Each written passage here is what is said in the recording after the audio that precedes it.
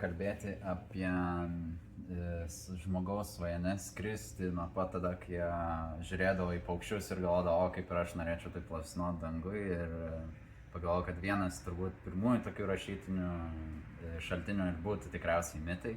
Kaip ir vienas žymiausių būtų Ikaras mitas, ne? Tada labai įdomu kalbėti apie jį, nes dažniausiai nors ir yra žymiausias, bet ne visada būna į jį įsiskaitoma ir įsigilinama.